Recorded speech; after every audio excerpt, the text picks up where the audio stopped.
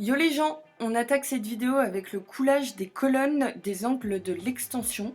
On fait ça pour venir renforcer la solidité de nos murs et venir tout lier ensemble avec du béton qu'on va couler dans les colonnes qui sont remplies avec un chaînage de 8-8 avec un tore de 10. C'est la même façon que pour les jambages des baies vitrées en fait, hein, c'est le même procédé. On fait ça au moment du 11e rang, comme ça nous laisse 2 rangs de marge qui seront vides au niveau de la colonne. Et ça va nous permettre ensuite de descendre nos ferrailles d'angle pour les raccrocher au chaînage périphérique. Ça, on vous en parlera plus tard quand on en arrivera à cette étape. Avec ça, franchement, tu peux prendre ta maison, la retourner dans un sens, dans l'autre, ça devrait pas bouger.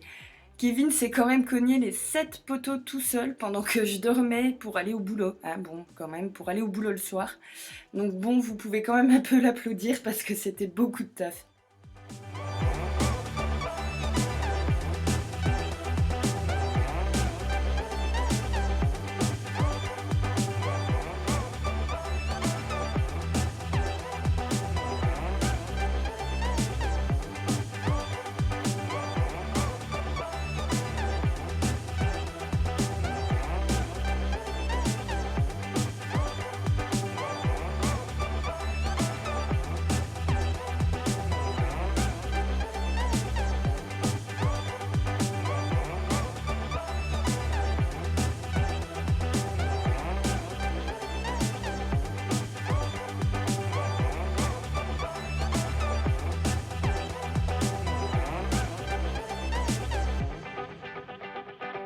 Comme tu l'as remarqué, on avait déjà posé les coffres de nos volets roulants. D'abord, pour les poser, on est venu les étayer pour pouvoir les fixer temporairement et s'assurer que tout était bien niveau. On était aussi pour pouvoir faire une narase sur les jambages si nécessaire. Nous, dans notre cas, on était nickel. On a pris le temps de vérifier à l'inclinomètre pour être sûr et il n'y avait pas de souci. Ensuite, pour venir fixer ces fameux coffres définitivement, il faut faire un bourrage au mortier de chaque côté. Donc en fait, il faut laisser 10 cm de réservation, coffre inclus, depuis le bord de notre jambage. C'est bon, tout bêtement ce qui a marqué sur la notice du produit en fait, hein. On n'a rien fait d'autre que ce qu'ils indiquaient. Et on a fait gaffe à bien laisser dépasser la languette métallique sur l'extérieur, tout comme ils disent de faire, hein, en fait. Et pour fixer définitivement les coffres, il faut bourrer du mortier de chaque côté et c'est là-dessus que va s'appuyer notre linteau par la suite. Donc après avoir préparé les coffrages, je remplis. Alors bon, je passe vite fait dessus parce que c'était clairement pas fait dans les règles de l'art. Mais bon, le job est pas mal fait, ma foi. C'est l'essentiel.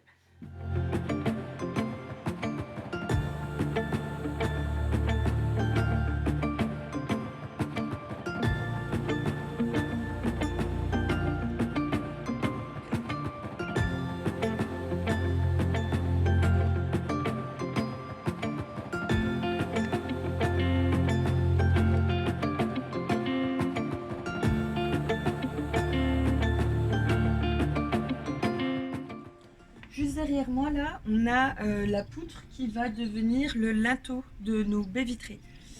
Donc là, elle est toute filmée parce qu'il y a eu la tempête hier et on a voulu la protéger de la pluie parce qu'on a passé un produit dessus pour la traiter. Alors là, faut qu'on fasse une pause. Il y a un truc important que je vous ai pas expliqué. Je vous dis qu'on a traité la poutre, mais je vous détaille pas. Pour traiter la poutre, on a utilisé du goudron de pin ou du goudron de Norvège, c'est l'autre nom. C'est un goudron naturel qui est obtenu par une sorte de distillation de pain carbonisé, un truc un peu sombre comme ça.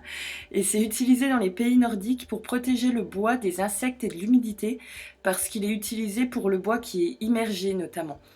Bon, en France, on l'utilise un peu différemment puisqu'on en a trouvé que dans une enseigne de sport. Parce que c'est aussi utilisé pour les sabots de chevaux, attirer les sangliers et tout un tas d'autres trucs. Mais voilà, en France, on s'en sert pas du tout pour traiter le bois, mais dans certains pays, ça sert et c'est relativement efficace. Donc nous, on a voulu mettre ça parce que le linteau, il sera dans le mur et pas tellement accessible, donc c'est une protection supplémentaire en fait. Par contre, ça flingue tous les trucs que vous avez utilisés avec, hein, je vous préviens, prenez un pinceau à 5 balles.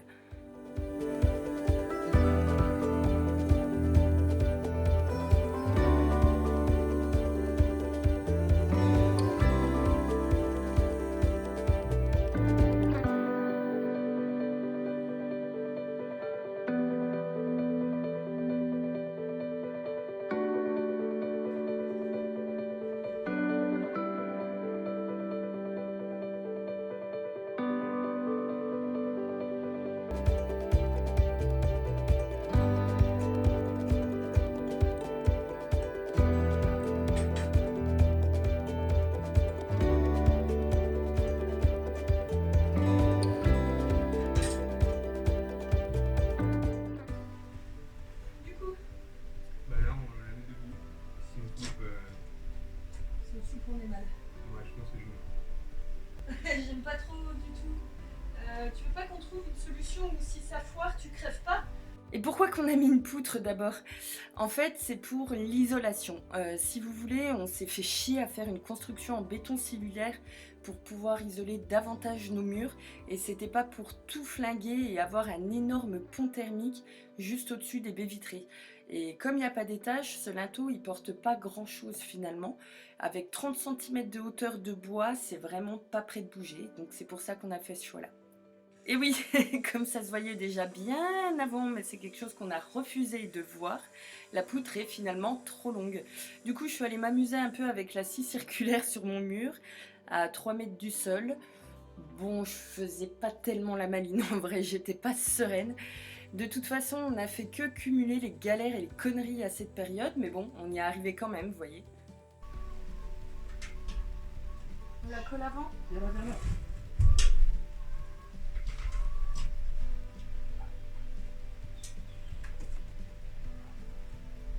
Ok. Et elle passe. Cette fois. Ouais.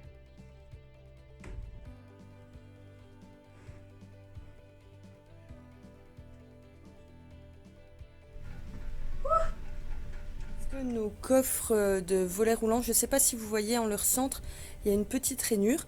Et normalement, c'est pour mettre une patte de fixation qui vient se raccrocher sur le linteau et qui permet de le maintenir bien droit. Et nous, on les a pas encore achetés et pas encore mises. Donc du coup, nos coffres de volets roulants ne sont pas droits. Donc j'étaye au centre pour pouvoir tout bien plaquer contre le linteau, pour pouvoir faire mon ciseau de parement. Et voilà.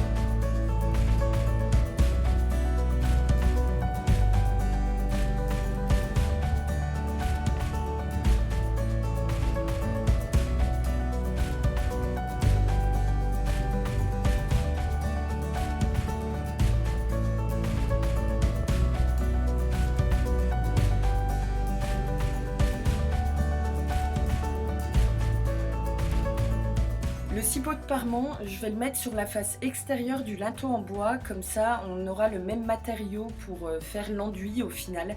Ce sera plus pratique et ça renforce encore un peu plus l'isolation au niveau du linteau.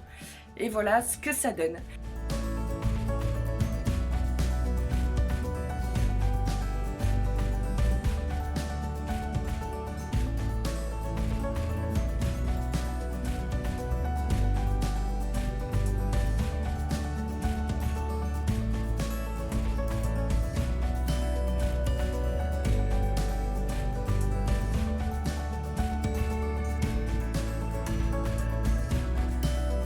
Par-dessus notre linteau, on vient mettre du ciseau de 5 pour rattraper la hauteur avec le reste des rangs de murs. Par contre, la poutre s'est avérée être à peine plus haute que prévu et ça nous a fait un décalage. Donc il a fallu que Kevin recoupe tous les blocs d'à peine 1 cm de hauteur. Ça a été super chiant, mais il l'a fait.